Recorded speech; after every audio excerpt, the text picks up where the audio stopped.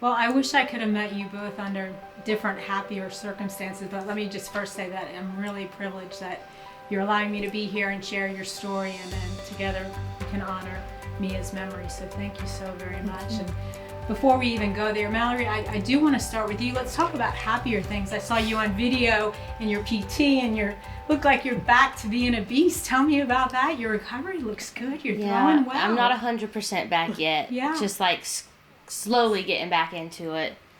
I'm throwing again, which has only been a week or so of throwing, but I've been hitting, but with wiffle balls. So I haven't hit softballs yet. That'll probably still be a little bit, but... And it was your arm you broke? Yes, ma'am. Okay. And is that your throwing arm? Yes, ma'am. So how's that been? It hadn't been that bad. My therapist he knows how to work me. Because if it wasn't for him, I probably would have never picked up a bat or a glove again. So he knows what he's doing. How does that feel? Is it daunting, or, are you just going through the motions? How does it feel? Well, I really have no way around it. That's part of my daily exercises and stuff. So that, it's fine right now. Just the thought of playing again, I don't know about that. Not ready yet. Yeah. You're a pitcher by training, but when you went to Union, you weren't pitching, is that right? Well, I was told that I wasn't going to be a pitcher, and then they ended up using me. So, I mainly played second at Union. Okay.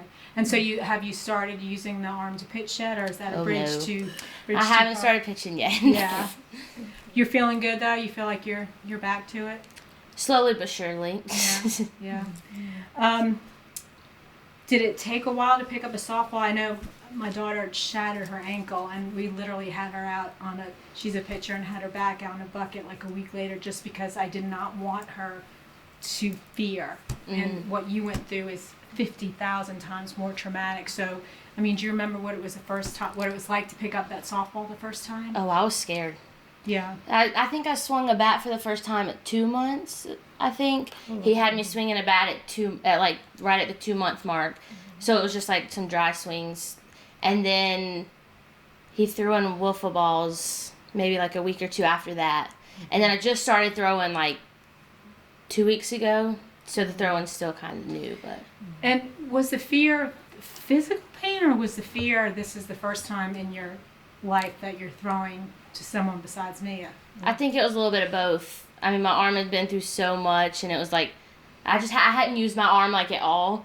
And then, I always would throw with Mia, so a little bit of both for sure. Was it hard? Yeah. Yeah.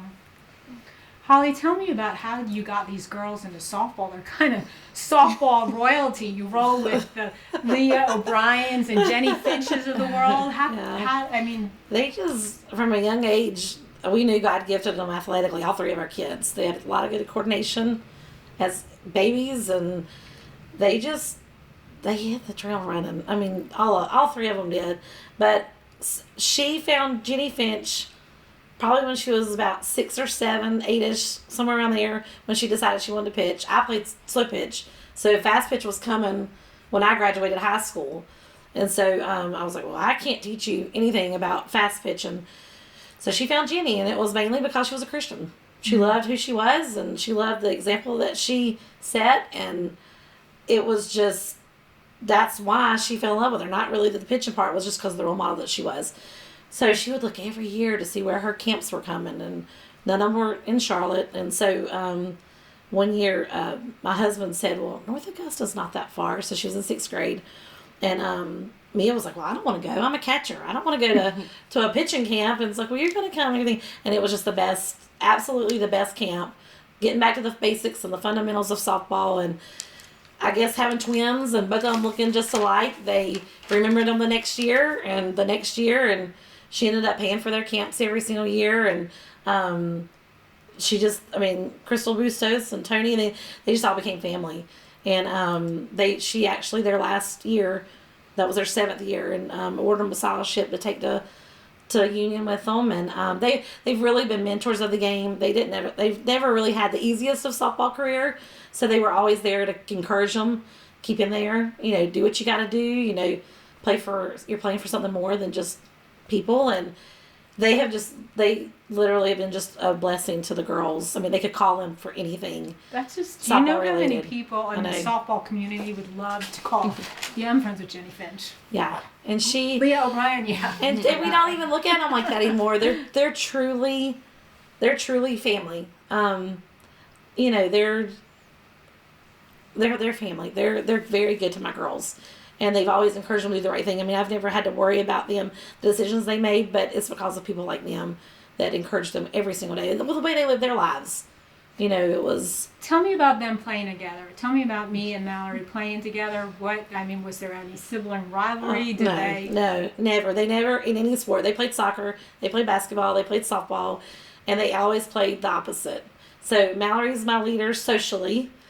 Mia would make her walk into a room first, and she was more comfortable there, but Mia was definitely my leader athletically. She could walk onto a field and a court and just play. You know, it didn't matter. She was very comfortable, not nervous. She would just do her thing. And so she was more of, well, I guess except they never wanted to play each other's sports, like their positions. So basketball, Mia was the one that would always drive to the basket and make it, where she was more of the assist than the defender, and she was more of the offender, and she would never want to pitch. She would want to catch. So they never crossed positions. Compete. You didn't compete. Their senior year, they were the corners, first and third. So they never wanted the other position. Did you ever they want to complemented play on each other. different teams? Did you ever think, I don't want to be in her shadow, she doesn't want to be in mine, or did you always want to be together? We always want to be together. They made one. We always said, I mean, Yeah. God kind of made them, but gave them their individuality, but they made each other one person, literally in everything. Everything in life. You know, So she you was didn't strong get in on one each thing. other's nerves? They did. Wow. It is. It's crazy. It really is. Wow. It is an absolutely beautiful relationship. I mean, literally, God knew not to stop. I mean, it is our saying, but He knew not to stop with one. The relationship's amazing. So no fighting over clothes, nothing? No. Oh no. She had her own thing, yeah. She liked the pinks and everything, and Mia was like the blues, and But we knew we could share. yeah, like sweatshirts and stuff. But Did you ever try to get over on the system with teachers and, pretend the other was the other? Yeah, we and all switched that? classes on April Fool's Day in second grade. Too bad. it was cute. It was Now, cute. were your skills in softball pretty comparable? I mean, I know that you played opposite positions, but were you pretty much? I would say equally so. skilled? She would just be. I think Mia was just a little bit more, roll with the punches. Like where she would get a little bit more nervous sometimes. Mia would go up to the plate. She didn't care. She'd get 0-2 count. She's like, okay. Where you might see a little bit more nerves than Mallory or something, but she just was very calm and just she loved the game. She loved all the sports.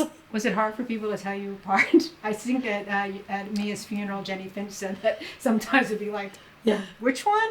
Yeah. Yeah, at first, a lot of people would be like, y'all look just alike. But then people would start saying, like, once they got to know us, that we She didn't usually really would wear look a bow. alike. Yeah. She would wear a bow. Or Yeah. I would wear a bow on the softball field or have, like, braids in my hair. Yeah. Mia would just have a ponytail and a visor, visor. or a hat. visor everywhere. We had our differences, but a lot of people thought we looked exactly alike. Now, as much as you're comfortable, take me back to that night. What was going on that night? It was just you were going to a game. Is that right? Yes, ma'am. And So it we was- were going to upstate and watched a friend that we had played with in Australia. She lives in Pennsylvania, so she was going to be like 30, 45 minutes away. So, of course, we're like, well, we're going to go watch her because we had early practice. So, and then after the game, we went to eat and then went to a couple places to get some undershirts for our games the next day for some of our team because it was supposed to be really cold. And so we ended up at Academy, and that's where we found everything. And the last thing I remember is walking out of Academy. And so, I saw on Facebook that there's actually, you guys took a funny selfie together. Do you remember that picture? oh yeah, it was probably my In the sports last, academy. my Sports Snapchat Academy. streak. Yeah. Yeah, we were talking Yeah. to them there. We were. I mean, it was 7 minutes prior, and we were just. Mia had just posted her picture with Rachel because she sent it to me. She was like, "Lighten it up for me, Mom," and Caption. and then a caption, and because she wanted to tie in Australia and then seeing her. Yeah. That was her first collegiate game, Rachel's, and she was playing for St. Francis, and so she was so excited, to see her again. Those trips that Leah would take them on just created such a bond. So anytime anybody's within a couple hours, they would try to go see them. So So the They four of you just- got into the car, Mm-hmm. and then what do you remember? That's all. I just remember walking out of academy. Really? Mm-hmm. And then afterwards. And I remember being on the side of the road. I don't really remember it 100%, but I remember being on the side of the road and yelling for Mia. I remember yelling for Mia because I knew she was in the car and I didn't know where she was. But really, that's the only thing I remember. And I remember the fireman who was with me the whole time. I remember him being in front of me, like kneeling, holding my arm because I was in so much pain. And he's told me that we had a whole conversation or whatever. And the only thing I remember was him telling me he was a twin. Oh, wow. And so that's like the only thing I remember. I don't remember how I got to the hospital. I don't remember getting out of the car. I don't remember anything except him and yelling for Mia. Really. And you were ejected from the car then? No. No, you were just. Did they have to use jaws of life? Do you know? No. There was a guy who was I think he was behind the guy who hit us, and he saw, I guess, everything happen, and he came right away and got me and Devin out. And then he just made his rounds, and Realized Mia was gone. yeah, he realized Mia was gone, so he got me and Devin out. And I didn't even know how I got out of the car. So, Holly, you since have learned that the girls were on the passenger side? The driver's side survived, and the passenger side didn't make it. So, I mean, the force was. I mean, he hit them going 80 miles an 80 hour, plus. and it just happened more. I mean, it was head on, but more on the side of the passenger side. So, crushed Mia all the way back, and Mia and Grace was ejected. The force was so bad. So where you said that you had been FaceTiming them when they were in academy. Mm-hmm. So you got the call, Dad got the call. It was what about- happened? It was 11:05. We got And the the wreck call. happened probably at 10 or 10:15. 10:15, probably. Probably 10:15. And so we had just talked to him, like I said, and because Mia's not a big shopper. I mean, she likes looking at sports stuff and everything. But so we had been talking to her while they were all looking for everything in Sports Academy, and all four girls got in. All four of them had their seatbelts on, doing what they were supposed to do. They were heading back early, for their game the next morning. We had gotten into bed. It was probably about 11:05. Just got into bed. We were going to their two games on Saturday, then coming home and driving to Matt's game on Sunday, and then back to them on Monday. So we, had our days planned, and I saw Spartanburg come up, and just very stoically, looking for the guardians of Mallory and Mia Stokes.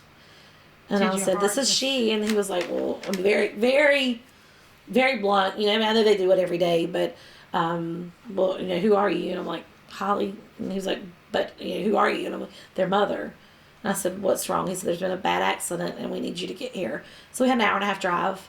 Did they tell you anything else? All they kept saying was the same exact thing. And I started screaming. We didn't know anything. And about halfway there, we left here. We called my son. I mean, he's 3.5 hours away the other direction. Called him, and we called our pastor. And I called Leah, and I called Jenny. And I just asked them to start praying. And about halfway there, Devin had used a phone to call her dad, which was their coach. And so we found out that Mallory and Devin were alive and that it was a drunk driver.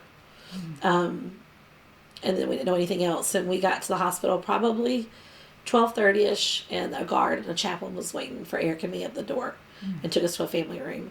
What And hospital? Spartanburg Regional. And I'm thinking we waited for the doctor, and then he shared the news, and then probably got to Mallory about 1:00. She had been laying there like she had just been brought in with nobody in there, and they had told her that Mia didn't make it and left her. So she was literally by herself. And if the wreck happened, I mean, you go over the times a lot in your head, but she had probably by 20 till 15 till 11, they had to know. So that was probably about 2.5 hours. She sat there by herself, still in the neck brace, glass and blood all over her, and knowing that her identical twin best friend was gone. Nobody was with her. Why? I mean, why? We don't know. I'm sure it was probably miscommunication. And I mean, as hurt as I was for her, I know things happen, but and the whole baseball team, the whole softball team was out there. The coaches, athletic director from Union were there, and I understand not letting them back there, but I was disappointed the hospital didn't have somebody. A grief But they counselor. said that she just kept asking, rightfully so, just like she was on the side of the road, and I mean she was screaming. She's on their dash cam. The fireman said it was horrible hearing her because she knew Mia was there. Yeah. So Was it registering when you were in the hospital? Did you realize, or were you, did you realize that Mia had passed? No. I mean, when he told you though. Oh, I just screamed. And then, like, obviously I was by myself, and I was in a neck brace, so all I could do was look up. And then plus they told me that, and then they hadn't even done anything for my arm or anything. So her arm was clean breaks on both bones, and her elbow was completely out of place. And she had no medicine, and she was hurting at the scene. That's the fireman was holding it for her, so she could have some comfort. So that was a long time for her to be by herself and in so much pain. Can you remember what you were thinking? Can you even relate? Honestly, that whole time was like a blur to me. Yeah. I mean, I remember him coming in and telling me, and then he came in and asked something about our tattoos. Like I had to confirm tattoos or something, but like that's really all I remember. Are they matching tattoos with Mia? Yeah. What does it mean? We had our twin one that says 2 are better than 1, Ecclesiastes 4:9, and then we had gotten sibling tattoos, the 3 of us. Oh. So we had them like they were on opposite arms, but they were the same thing. Except hers was obviously 3 of 3. So I like kind of remember the doctor coming in, asking something about tattoos. Like I don't remember it exactly, but I remember screaming when he told me. But yeah. So you find this devastating news about Mia, and you have to go right to. So what are you doing? What's going? Taking care of her. My husband. First thing I could tell him was, "Thank you for letting me stay at home and raise my kids." That was my passion, was to be a stay-at-home mom and to raise my kids, and that was the only thing I could do was thank my husband, because I got every chance to be with Mia that I could, and it was the best gift he could have ever given me. And I think it was a lot. I mean, we could be in bigger houses and, have more custom things and nice cars, but this was a way that he provided for us that I could raise the 3 of them. And that was just such a gift. And that night, that's the first thing I could tell my husband. And so, I mean, I went into mom mode, I feel like. I mean, I needed to take care of her. It was very hard knowing that the girls were separate. That was my only thing all weekend, because we were there till late Sunday, and knowing that Mia was downstairs and she was up, and that was hard because they've never been apart long, and then worried about my son getting back and somebody getting him, and so that was not till 5:00 in the morning. So you just kind of go in mom mode even in the middle of your grief. She was scared to death. She's never had surgery, never been in the hospital, and so she had a pretty big, extensive surgery, so I just had to take care of my family in the midst of it. You just sort of kind of go into almost war mode, right? Just survival. Right. So you guys were in the hospital for a week, is that? No, like Sunday night. Until late Sunday. Yeah, and then we got to come home. So do you remember what it was like coming home?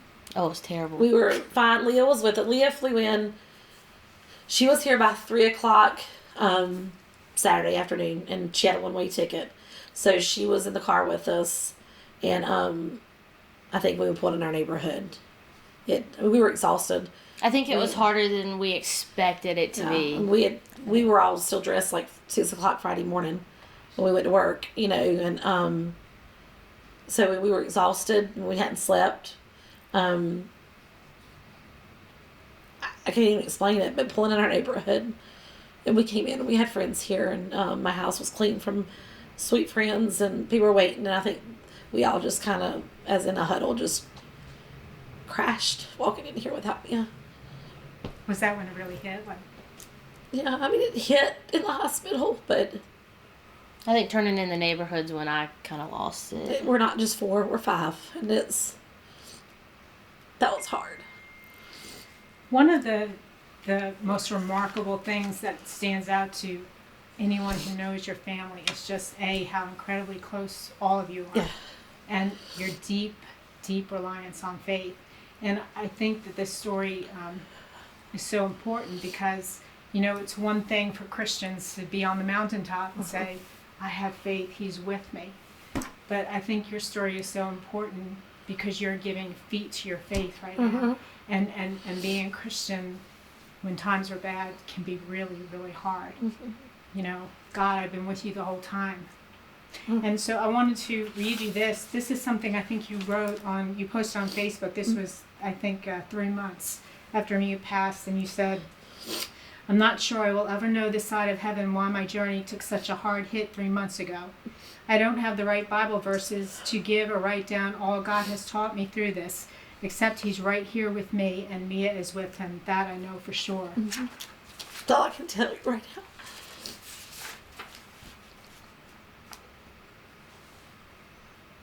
Have you ever lashed out at God? Have you been mad at him? What do you tell to a believer who says, you know what, I'm done? Because if a family like yours can be hit like that, this faith doesn't mean anything. I'm not sure right now.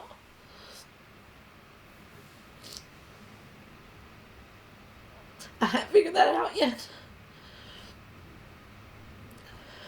I trust him with everything in my body. I do. I trust God with everything. But I haven't figured this out yet. Just humanly saying, I don't know how we could ever do this without him. There's no way in this world I couldn't have done this without him or our church and our godly friends. I mean, there's no way that you could ever go through this. But nothing's worth her death. But I know good's coming from it. But nothing's worth me dying for. You know, nothing's worth losing her for. But I just pray that through her quiet, sweet testimony and faith, that many good things will keep coming from it. She did. She lived a quiet. She was very insecure. Not sure of what people thought of her all the time, but I'm telling you, she would be amazed. We had no idea the people she kept in touch with and send a text to, I'm praying for you, or listen to this song and it's ministering to me right now, or I just hope you have a good day. You have no idea the people that have come and told us, and we had no idea, but that was her way of loving on people and not being rejected, that she didn't care what came back. She just wanted you to know that she was praying for you, that she loved you, that she was thinking of you today, that she truly cared. They both do truly care for people so far deep down in their soul. And they just wanted people to know how much they loved them. I knew that these two spent every day loving us and loving our family. And in everything they did, whether it was cleaning the kitchen, taking the trash out, her cutting grass with her dad. She would cut grass on our road for people and never wanted any money for it. Never. They would babysit. I mean, she did so much. Well, she wanted to. If she could help and serve you, then that's what she did. Don't ever pay you. You know, grandparents would take you out. You know, why don't you buy something? No, we're good. We don't spend your money on us. But that's how everything in life is for her. So there's no doubt. I mean, I'm so thankful that there's no doubt of where my girl is. I mean, she lived it so solid. I mean, I can learn so much from her.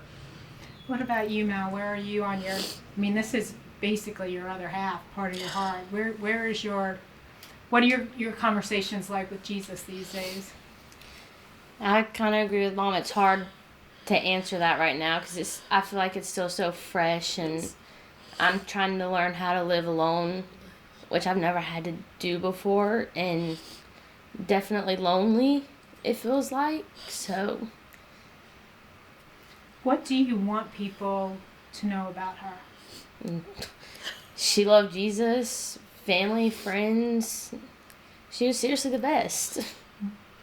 Can you see down the road when this is not so raw, you being able to use this as a platform, whether it's, and we'll talk in a minute about when you were at the bond hearing, because you did an amazing job under incredible circumstances, but whether it be, you know, drunk driving or whatever, about making sure that God stays in sports. Do you see you having a platform someday?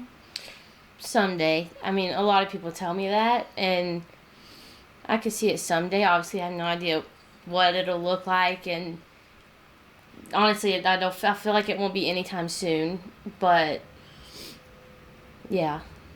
Do you? I know I have a story to tell.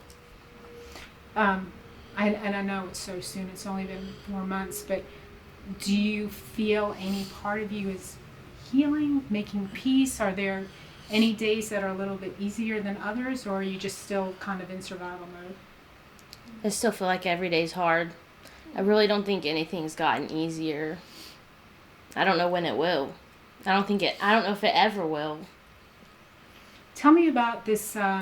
The driver now. He is. You testified at his bond hearing, made sure that he couldn't get out of jail. Mm-hmm.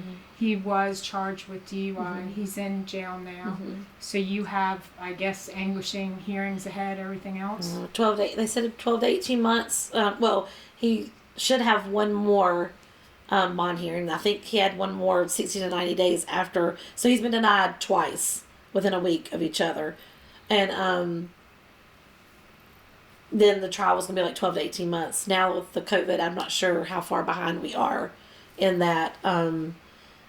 So whenever that'll be. Has he been officially charged with murder or manslaughter or anything? Do you my know? husband knows exactly. Okay, but he has been charged. Yes. Okay. Oh, yes. Okay. Yes. Yeah. They know the Okay. involuntary. Felony DUI of death. He Okay. got 2 of those, and then Sorry. he was charged with open container, and then the great bodily injury. Which would be for her injuries. My injuries. Okay. Mm-hmm. Yeah. Are you scared to drive now? Oh yeah. I haven't driven since. Will you get in a car with anyone? Yeah. With the parents. Yeah. I did go with my brother yesterday for the first time. She's not even left my side till yesterday. Yeah. I mean, she still sleeps with me. We've just kind of made shift. Eric's on a new mattress on the floor, and she's with me, and my son sleeps on the couch. Just Night sprawled times in are there. hard for me. Do you think about it? Do you have Yeah. nightmares? No, I haven't had nightmares. I feel like I just think about it a lot. Like, I mean, when it's quiet and it's dark, my mind races. Because I have help going to sleep. Yeah. She still can't just go to sleep on her own. Yeah. So you and me were freshmen at Union, and it's a JUCO school, so you have another year to play, and you've decided you're not ready for that, right? Oh yeah, I'm not going to go back to Union. I really loved the school. I loved the people down there. It was perfect for us. But like, just thinking about going without Mia is just like, I don't think I could do it. Can you see yourself playing ball again? Is that a goal? I don't know. It's still like a big question mark right now. Like I said, I've never played without Mia. We were always on the same team and always together. So just the thought of that. Did you, I mean, you girls were very good ball players. Did you love the sport because it was something that you did together and not because you were beasts at it? Oh, yeah. I think so. I mean, we were always together. We always were there to encourage each other, pick each other up. Like, we just had that bond. And so the thought of playing without her is like, I don't know. I don't know if I'll ever play again, but... Yeah. When I think about you guys, I keep thinking about the Bible verse that said God works all things to good for his purposes for those who love him. Do you guys still believe that? Yeah. I do. You see good coming out of this? Yeah. We get a text every week or a card every week, even now. Yeah. And those I feel like those are my hugs from Mia. Every time somebody takes the chance to reach out to us, because they don't have to, even 4 months out. Those are my little hugs from her. Mm-hmm. And lastly, there are parents and siblings. I mean, even in our own community, across the country, and I mean, from your son's school, going through almost exactly the same thing, just crushed. Any words of advice? Anything?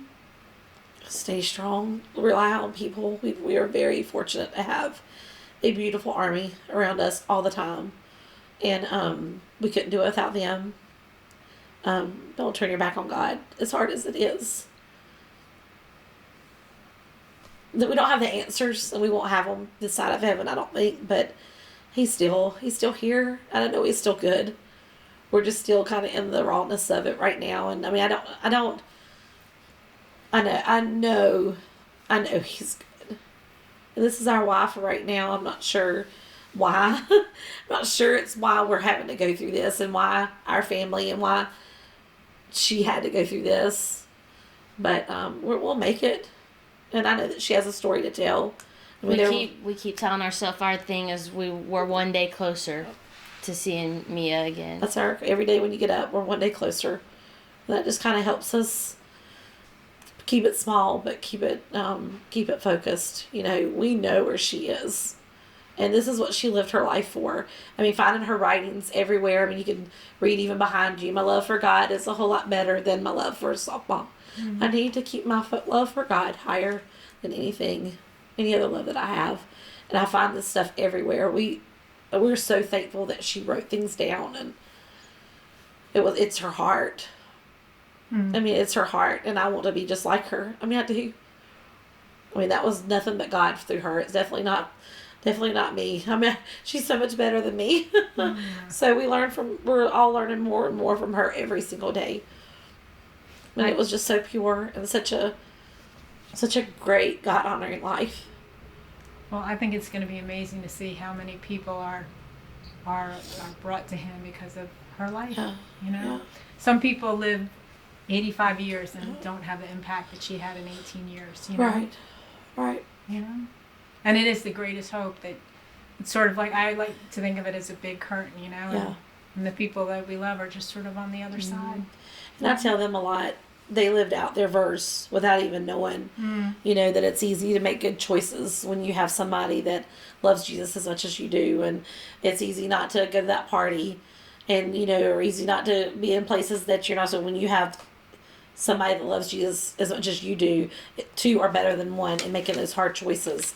And that, I feel like, is part of her platform too one day, whether it be for high school girls or kids or college kids or adults, even us as adults.